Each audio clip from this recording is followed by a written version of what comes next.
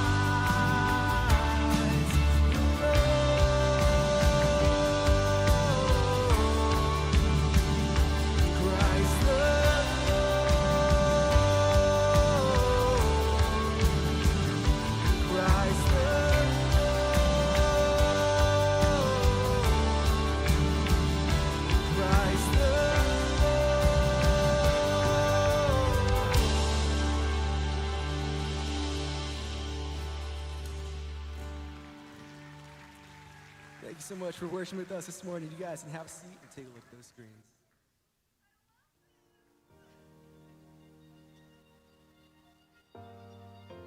Good morning, neighborhood.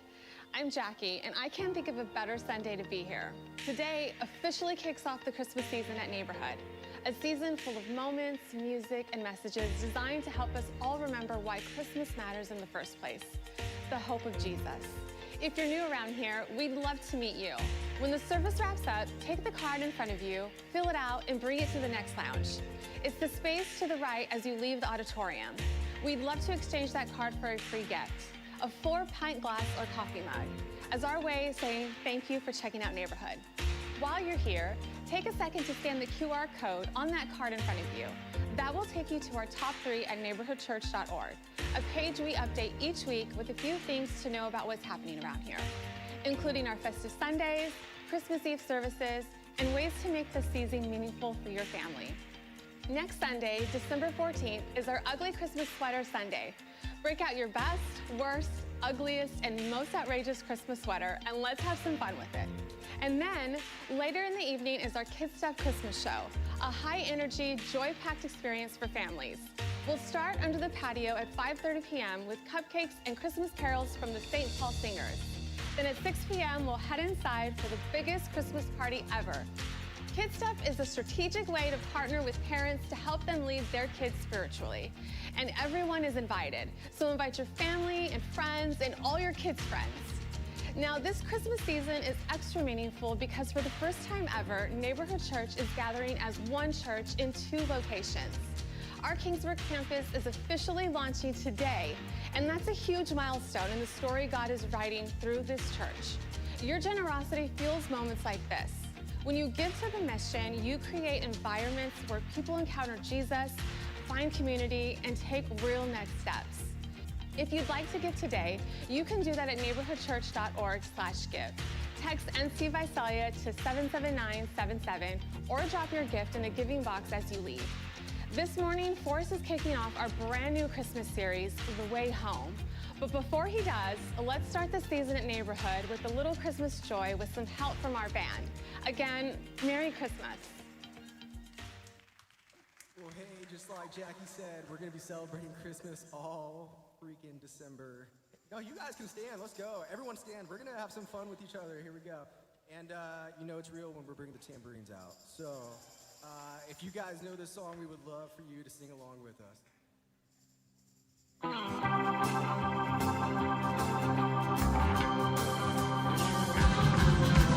Rocking around the Christmas tree at the Christmas party hop. Mistletoe hung where you can see, every couple tries to stop. Rocking around the Christmas tree, let the Christmas spirit ring. Later we'll have some pumpkin pie and we'll do some caroling. You will get a sentimental feeling when you hear voices singing, let's be jolly.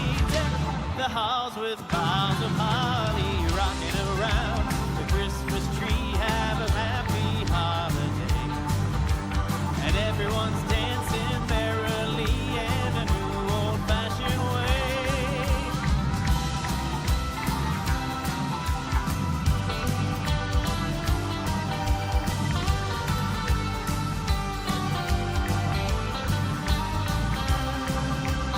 You will get a sentimental feeling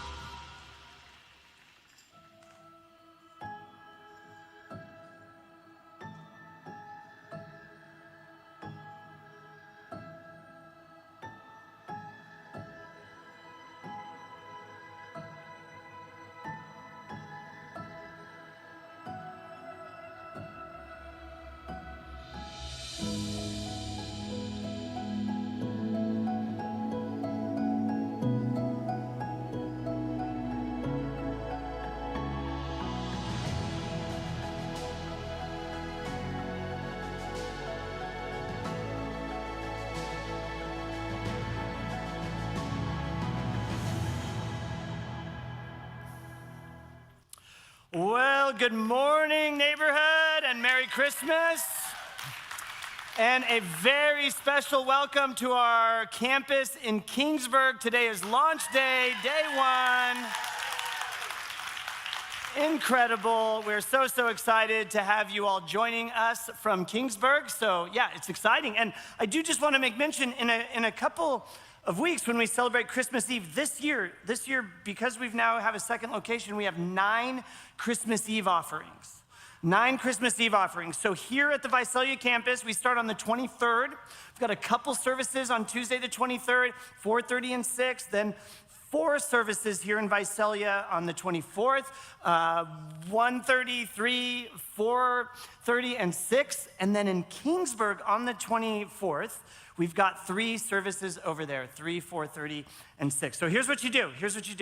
You need to decide your location, your day, your time, and the friend that you're inviting to come sit with you and make plans to join us, because this Christmas Eve is going to be incredible. We've got so much in store for you. It's going to be so fun. So with all that said, today we are kicking off this year's Christmas teaching series that we're calling The Way Home. Now I got to tell you, the title for this series came to me after I finished reading a book titled We Die Alone, which, woo! It's like, now here's what's interesting about the book, We Die Alone. It's not about death at all. It's actually this incredible story of life, renewed hope, being incredibly lost, and then against all odds, making your way home. It's the story of a young 25-year-old Norwegian commando during World War II. His name was Jan Balsrud. And he has just spent the last 2 years in England training to be a part of a small, covert special operations team that's gonna infiltrate Norway and disrupt and weaken the Nazi occupation of Norway. And it's launch day. It's launch day for Jan and his team. It's March 29th, it's 1943. It's him and 11 others. It's a team of 12. And what they don't know, they're disguised as fishermen, and what they don't know, though, is that they've already been sold out. The Germans know they're coming. And so as their small fishing boat is making its way into port, they are ambushed by the Germans. They are taking on heavy fire. Jan hits the freezing water of Arctic Norway. His team's fishing boat is exploding and in flames behind him. Somehow he swims himself to shore, missing a boot. He scrambles to the beach, up the beach, into a snow gully. And at that time he turns around and he notices he was noticed. The Germans are on his tail. So he pulls out his pistol. He shoots and kills one German, he wounds another, and he just starts running. He's freezing. The 11 other members of his team are now captured or dead. He's alone, he's soaking wet, and he's about to begin a march through the Arctic, missing a boot. And the entire German military apparatus in Arctic Norway is hunting him down. And he starts walking. He starts walking towards neutral Sweden, toward freedom, toward home. But soon, a blizzard hits, and now he's completely lost. He has no idea where he's going. As soon as the blizzard ends, he gets caught in an avalanche. He's thrown down a mountain. Miraculously, he survives. He's packed in snow up to his neck, digs himself out. Food's gone. He's now snowblind. He can't even see. He stumbles around for 3 days, and then another storm hits, and he's buried in the snow for 4 more days. At this point, his feet are literally frozen solid, frozen all the way through. He finally makes his way to a small rural village. He's delirious. He's quite literally dying. And he does the only thing that he can do at this point. He just walks up to the first house he sees, and he knocks on the door, not knowing who's inside, because on the other side of that door could be a Nazi sympathizer. He doesn't know. I mean, that door opens. It could mean rescue or it could mean execution. He has no idea. But the door opens, and his friendly Norwegian family, they pull him inside, and they help him. And over the next 9 weeks, Jan's hidden from the Germans in barns and caves, and at one point he has to amputate 9 of his 10 toes with his own pocket knife to keep gangrene from spreading. He spends 27 days alone on a frozen plateau. His weight, it drops to 75 pounds. He's fighting off thoughts of suicide. But incredibly, a network of Norwegian villagers spread out across the rural northern Arctic of Norway. They band together and they commit to saving Jan's life, knowing full well if they get caught, they're for sure dead. Probably their families are dead, if not their entire villages. But they choose to risk everything anyway. And when Jan can't walk, when Jan literally can't even stay conscious, they strap him to a stretcher and they pass him from village to village, physically carrying him towards the Swedish border. When the villagers finally get to a place right at the kind of home stretch of the journey where they're no longer really familiar with the territory, they strike a deal with an indigenous tribe from northern Finland who are in town bringing reindeer. They were called the Lads. And the Lads commit to get Jan the last little stretch and into Sweden. And so what they do is they strap Jan literally to a reindeer sled. And they pull him across the border under heavy fire from the Germans into freedom and into safety. And they got Jan home. All told, Jan traveled 340 miles. To give you some perspective, that's here to Reno, Nevada. Once in Sweden, he's got to spend 6 months in the hospital recovering, learning to walk with one toe. Today, Jan's journey is so epic, you can actually go on the Jan Balsrud expedition. It's a 10-day backpacking trip that retraces his steps. You can even watch the movie. Go home, get on Prime. For $4, you can rent the movie, The 12th Man, and it tells his story. And the most unbelievable parts of this story are, in fact, true. But here's what I want you to see, and here's why I told you the story of Jan Balsrud. I mean, this is the whole point, and this is what inspired just about everything I'm gonna say for the next several weeks. And it's a really simple idea. It's just simply that Jan couldn't make his way home on his own.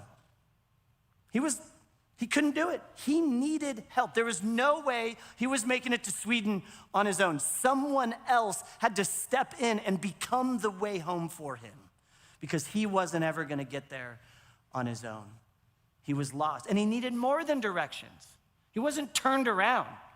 He was gonna die in the snow in northern Norway without help. He did not have the capacity to get himself home. So the Norwegian villagers, they stepped in and they became Jan's way home. They strapped him to a stretcher and they quite literally carried him home. And that right there is all I want to talk about this morning and for the next several Sunday mornings as we make our way to Christmas Eve. Because during the Christmas season, we celebrate the birth of someone who did for us exactly what the Norwegian villagers did for Jan. He carried us home. For Christians, Christmas is a celebration of the birth of Jesus of Nazareth. And Jesus showed up. He didn't just find us a little lost, a little turned around, and he just needed to point us in the right direction. No, when Jesus showed up, he found us completely lost. Like the Norwegian villagers, Jesus found us unable to make our way home. So he came to be our way home, to do whatever necessary to get us back. So let me ask you ever been lost? You ever been like really lost, not knowing where you are? Have you ever experienced that? Have you ever lost your way? Hiking? A parking garage? Where do we park? Right? Cruise ship maybe? Right? New city? I've experienced that one. A few years ago, Katie and I had the privilege to visit England. And we were in London, right? Huge city. 10 million people in the city. We're having a great time. We've been there a few days.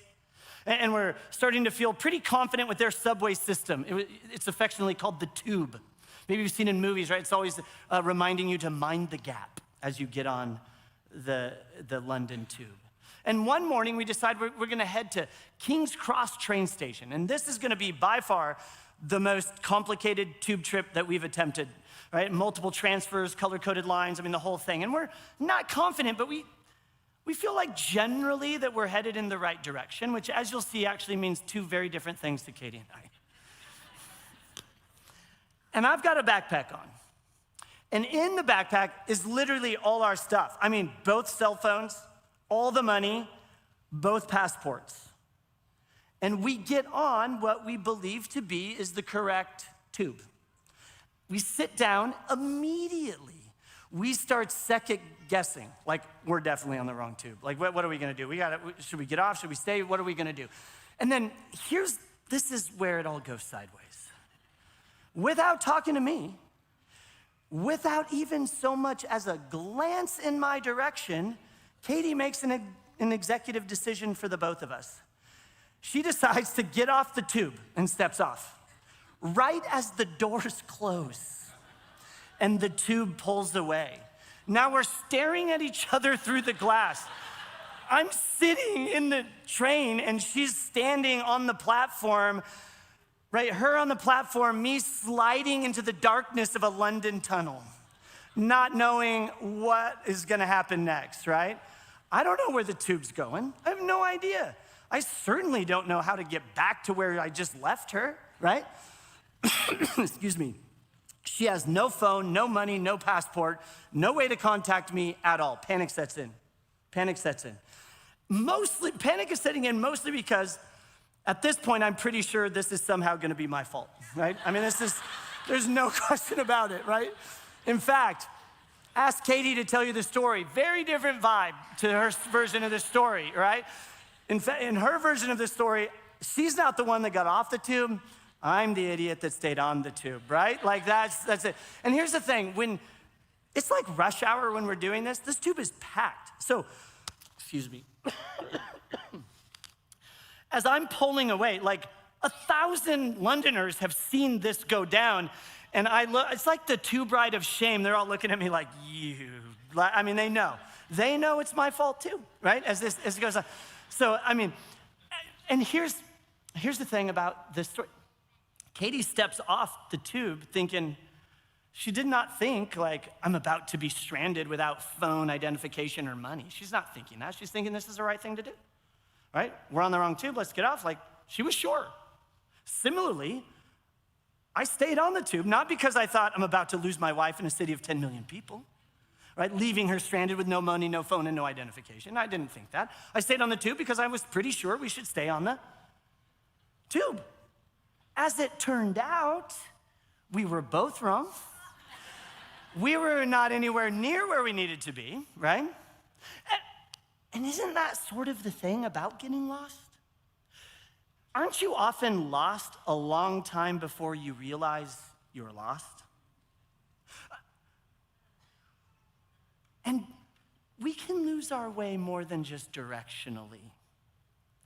We also have a tendency to lose our way in life, right? And in life, like directions, we are often lost long before we realize we're lost. And maybe you've been lost in your marriage, maybe in your finances, your health, your relationship with your kids, friendships, your career. I mean, we can be lost in just about any area of our life. And we can be living in the wrong direction, assuming the whole time we're going in the right direction. We don't know it at the time. We don't know that we're going in the wrong direction. I mean, our foot's on the gas, smile on our face, music playing, right? It's all good. And all the while, we're actually moving away from the life that we actually want. We're certain and completely lost at the exact same time. And you know this is possible. You've met people who were absolutely sure they were right, and you knew they were absolutely wrong. And you know what this feels like because you've been 16.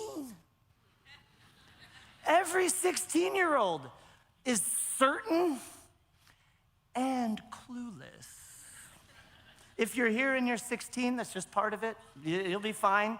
By the time you're 25, this is what I keep telling my 18-year-old, you're not an adult. You're not an adult. But here's the thing. 16-year-olds have an excuse. This part of their brain, the frontal lobe, is still a little squishy. It's not done yet. It's still growing. It's still developing, right? So they're supposed to be certain and clueless. But oftentimes we don't grow out of it. It's not just an adolescent thing, is it? It's an adult thing too. In some area of our life, at some point, we can be moving in the opposite direction that we should be moving. We can be thinking we're absolutely certain, and all the while moving away from the life we really want. And we're doing it with total confidence, clueless. It's happening. And here's the other thing about getting lost. We never really know when we cross the line from we're going in the right direction to I'm no longer going in the right direction, right? We never really do. It's just the next thing you know, we're on a tube in London, zooming away from your wife, right? I mean, how did that happen? And how did it happen so fast? And listen, if we're lucky, at the time this won't feel like luck, but if we're lucky, there's people around us who care enough about us to warn us, to try to point something out in our life. And what's interesting, when they do try to point something out in our life, don't they use directional language most of the time? Right? Aren't they, when they're trying to tell us, listen, I see something that you can't see. I'm dialed into something that I don't think maybe you're dialed into. When they are telling you that, they're saying things like, I don't think you're going in a great direction. I don't know if you're on the right path. I don't know if you're pointed in the direction you really want to go. Maybe you need to turn your life around. You're headed the wrong way. It's all directional language. And our response typically isn't awesome to that. We don't love when somebody's like, you need to turn your life around. You're a mess. Right? So we say something to the effect of, thank you so much for not minding your own business. Don't remember asking, I'm fine. Right? I mean, how many times have you said, I'm fine in your life? How many times have you tried to speak into somebody's life and they say back to you, I'm fine? Right? How many times? And I don't think they're saying it to you or you're saying it to them because you're trying to be rude. You actually believe you're fine, and they actually believe they're fine. All the while, you're not fine, or they're not fine, even though they're sure they're fine, and you're sure you're fine. Right? And here's maybe the most fascinating about everything I've just said. This isn't new. I mean, it's not like, hey, this is like brand new, cutting edge, observation of human behavior. Someone made this observation 3,000 years ago. Not 2,000 years ago when like Jesus was running around on the planet. This is another 1,000 years before Jesus. The king of Israel at the time, his name is Solomon. And he makes one of the most insightful, or he writes down, or at least dictates, one of the most insightful things that's ever been written about our human condition. And here's what he says. It's so incredible. Here's what he says. There's a way that seems right. Seems right, looks right, feels right, makes perfect sense in the moment. And because it makes perfect sense, we choose it, right? We embrace it. We commit ourselves to it. We've all done it, every single one of us. I mean, we don't think in terms of this, but we've all chosen a way. You've chosen a way. You've chosen a way to live. If you're dating, you've chosen a way to date. If you're married, you've chosen a way to do your marriage. You've chosen a way to entertain yourself. You've chosen a way to play. You've chosen a way to spend your money. You've chosen a way that you parent. You've chosen a way. You've chosen a way, and I've chosen a way. And why we chose the particular way that we chose is because it seems right to us. And maybe it seems right because everybody else is doing it. Or maybe it seems right because it's in response to what our parents did or didn't do when they were raising us. Or maybe it seems right to us because it's like a fear response. There's a million reasons, but if you peel back all the reasons at the end of the day, you chose your way because it seemed right to you. But just because something seems right doesn't mean that it is right. And this is why you can be on your way, and I can be on my way, and think it's the right way, because it seems like the right way, but all the while it's the wrong way. There's a way that seems right to man. But Solomon's not done. Here's what he says. There's a way that seems right to man or woman. You're a part of this too. But in the end, leads to death. Merry Christmas, right? Now, we might say leads to a dead end, but Solomon 3,000 years ago, very dramatic, right? He's talking about like a death end, right? Now, for most of us, we're not making decisions that are gonna end in physical death. But I think we do make decisions all the time that seem right to us that could end up killing something important to us, a relationship that's important to us, a marriage that's important to us, right? A career that's important to us, our health, the way we see ourselves in the mirror. You're old enough to know this is true. You've done it, you've seen it done. Okay, but at this point, if you're saying to yourself, all of this is really fascinating for us, you said something about Christmas, baby Jesus. When do we get into that part, right? Here's the thing. Everything we've talked about so far this morning has everything to do with Christmas, actually. Because we've all chosen a way to live, a way to do relationship, way to parent. We've all chosen a way. And we chose that way because it seems right to us. But Solomon suggests that sometimes the way that seems right to us often is wrong, right? Isn't right. And sometimes the path, we're so confident about the path that's leading us away, leading us to a place we never intended to go. And we oftentimes don't know that it's the wrong way until we've actually crossed that line into I'm lost, into I'm in territory I never wanted to be in. And when we discover that, it often feels like we're so far lost that we don't know how to get back on our own. In fact, we could actually make an argument that this is kind of the story of like the whole library that we call the Bible. Like the first half of the Bible, the Hebrew scripture, what we call the Old Testament, it's kind of just the story of how humanity kind of went a way that seemed right to them. It was, in fact, not the right way. They discovered their loss. They are trying to make their way back, and they can't do it. And then the second half of the Bible, what we call the Christian scripture or the New Testament, is sort of God's response to all the lost people, humanity. That like Jan Balsrud, we're kind of blind, freezing, and dying on a plateau, and we cannot get ourselves home. We need somebody to get us home.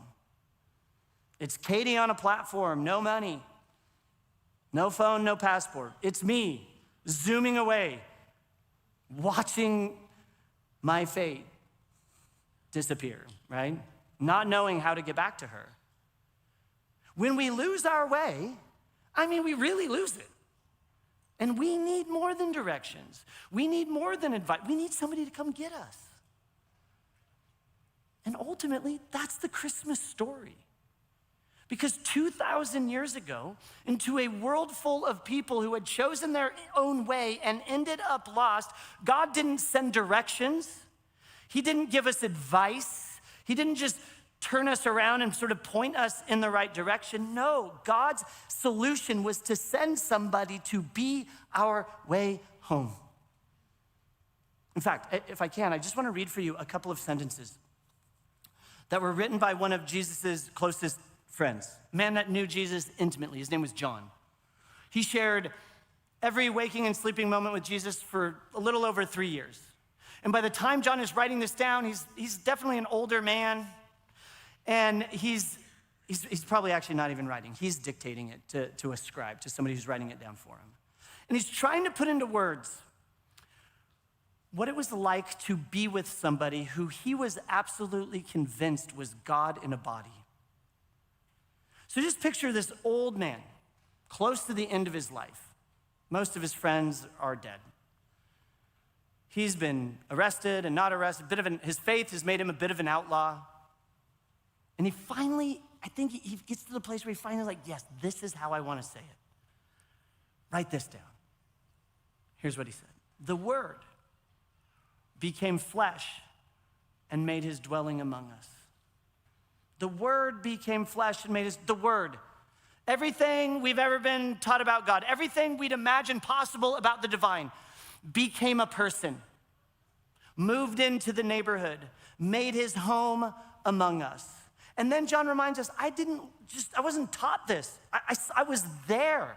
We, speaking of like him and his buddies, we have seen Jesus' glory, the glory of the one and only Son who came from the Father, full of grace and truth. John's saying, I camped with the man. I ate with the man. I searched for firewood with the man, listened to him, talked with him, cried with him. I saw the whole thing. I was there for it. And after it's all said and done, when I thought all was lost, after watching him die, thinking it was over, I had breakfast with this man, a resurrected Jesus on the shores of a lake in northern Israel. I can take you there. And John's saying, I'm convinced that Jesus of Nazareth was God in a body. And somehow God in a body was the full embodiment of both what John calls grace and truth. Now, it's not the balance of. We like balance. We like 50-50. Little of this, little of that. It's nice and it's balanced. Got to have grace, got to have truth. But John, I think, would say, no, that's ridiculous. It's not balance. It's not 50-50. It's 100-100. It's 100% grace, 100% truth. But because we like balance, we've got two kinds of churches out there. You got the truth church. Very dogmatic. Here's truth, truth, truth, truth, truth, right? And then you're like, man, this feels a little heavy-handed. So then you go over to the grace truth, and you're like, oh, man, this feels so great. Like, everybody loves me. This is awesome. But then you're like, probably should go over to this church now and get truth, truth. I'm going to go over here, right? I mean, you want to see how this works, just do church in Visalia, California. We love doing this, right? Hopping from truth church to grace church. But John says, ridiculous. Like, ridiculous.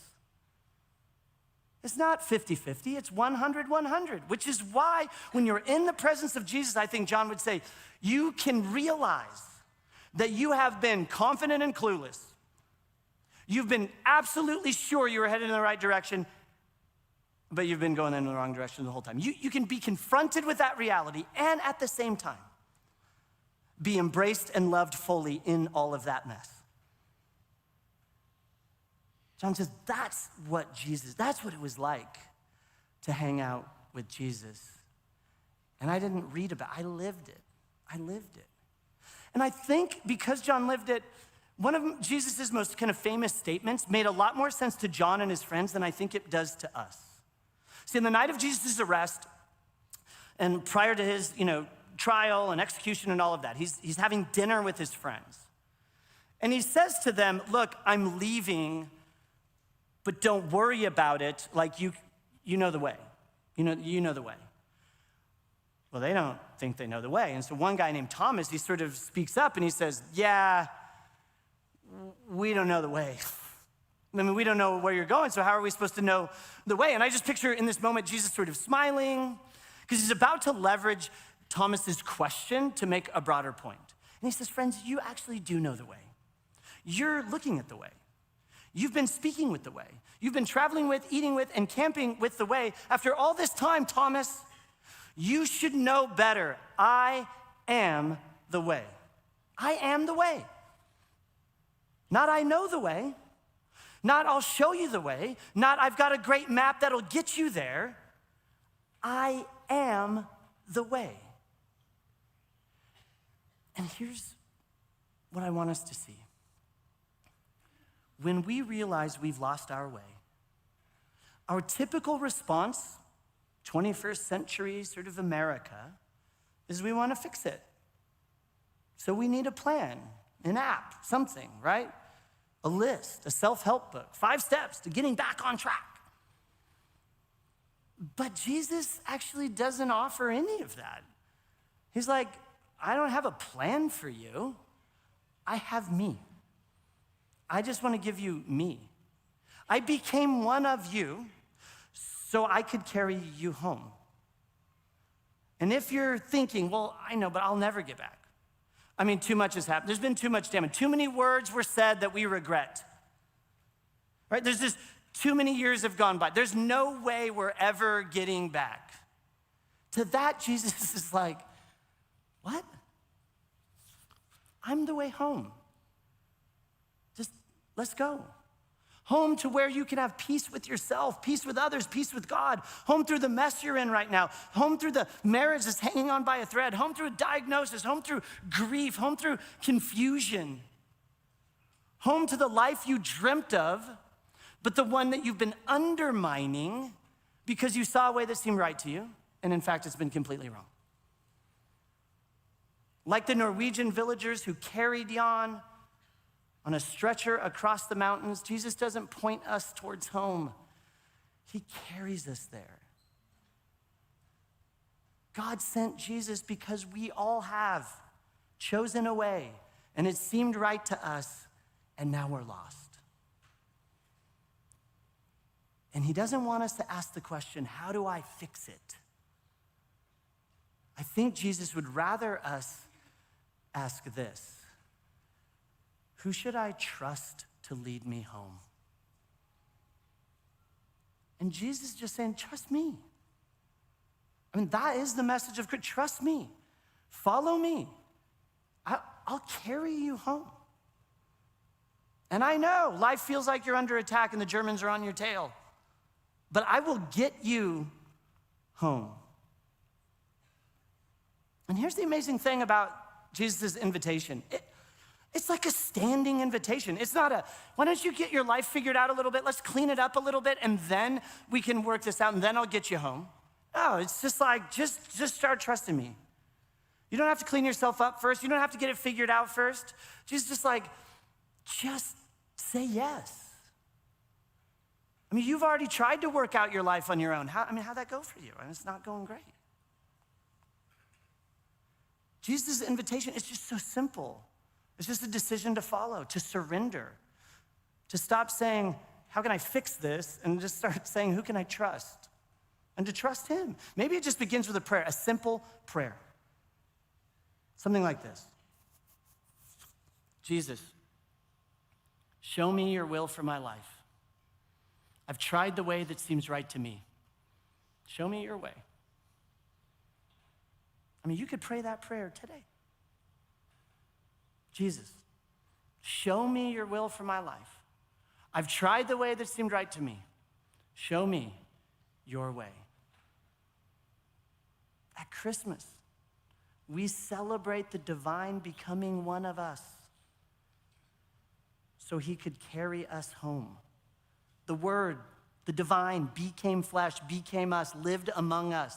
I mean, that's the craziest. I mean, if you want to know what makes this Christmas story crazy, it's that statement, that God in a body. I mean, that is, for those of you that have been around church and Jesus for a while, like, that just like, yeah, whatever. But that's an insane thing to say, that the divine walked around as a Jewish rabbi 2,000 years ago named Jesus of Nazareth. It makes it astounding. I mean, incredible. I mean, if you've never heard the story, it goes something like this.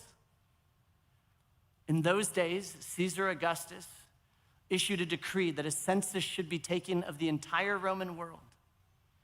And everyone went to their own town to register. So Joseph also went up from the town of Nazareth in Galilee to Judea, to Bethlehem, to the town of David, because he belonged to the house and line of David. He went there to register with Mary, who was pledged to be married to him and was expecting a child. While they were there, the time came for the baby to be born. She gave birth to her firstborn, a son. She wrapped him in cloths and placed him in a manger. It should never get boring to us that our way home showed up in the most usual of ways. Vulnerable, ordinary, placed in a feeding trough for farm animals, the divine as one of us to carry us home. So if you've lost your way in your marriage, in your finances, in your health, relationships, relationship with your kids, your career, your faith, let me encourage you again, pray that prayer. Jesus, show me your will for my life. I've tried the way that seemed right to me. Show me your way. Because there's a way, Jesus, that seems right to me. But I want your way.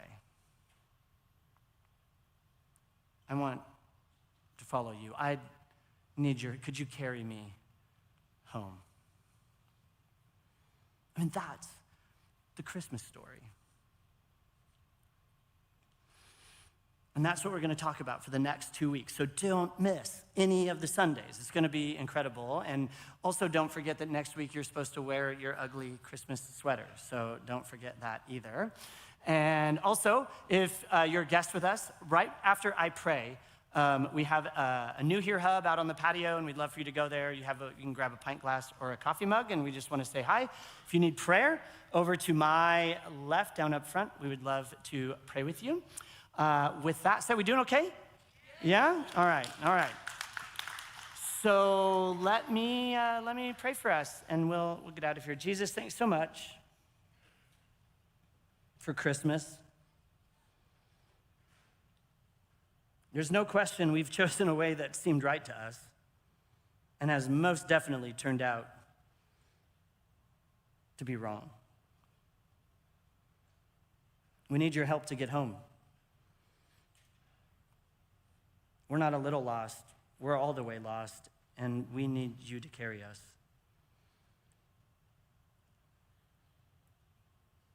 So Jesus, that's our prayer. Show us your will for our life. We've chosen a way that seemed right, but we want to choose your way.